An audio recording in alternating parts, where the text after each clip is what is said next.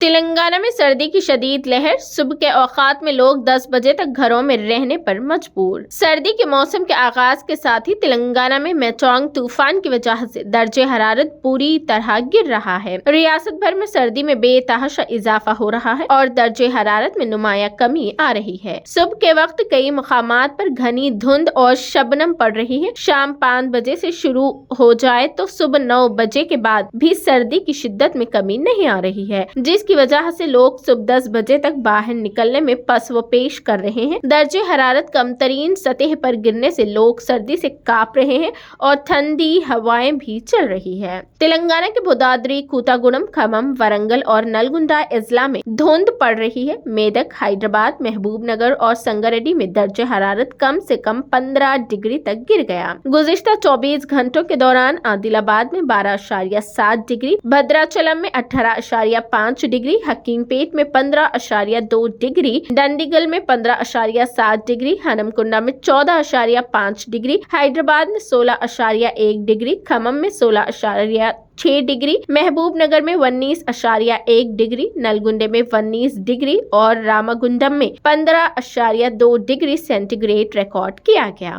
دوسری جانب محکمہ موسمیات نے خبردار کیا ہے کہ میچونگ طوفان کے اثرات سے پہلے ہی سردی کی شدت میں اضافہ اور فصلوں کو شدید نقصان پہنچنے کے بعد چند روز میں ایک اور طوفان کے امکانات ہیں۔ خلیج بنگال میں کم دباؤ کا ایک اور دور بننے کی توقع ہے۔ امکانات ہے کہ 16 دسمبر کو سطحی دور ہو سکتا ہے۔ یہ انکشاف ہوا ہے کہ یہ 18 دسمبر تک کم دباؤ بن جائے گا۔ فی الحال IMD نے پیش گوئی کی ہے کہ کم دباؤ کا یہ چکر سری لنکا، تمل ناڈو اور AP کی طرف جاری ہے۔ یہ بھی کہا جا رہا ہے کہ کم دباؤ کے بھاری طوفان میں تبدیل ہونے کا امکان ہے۔ اگر ایسا ہوتا ہے تو پھر سے شدید بارشوں کا امکان ہے۔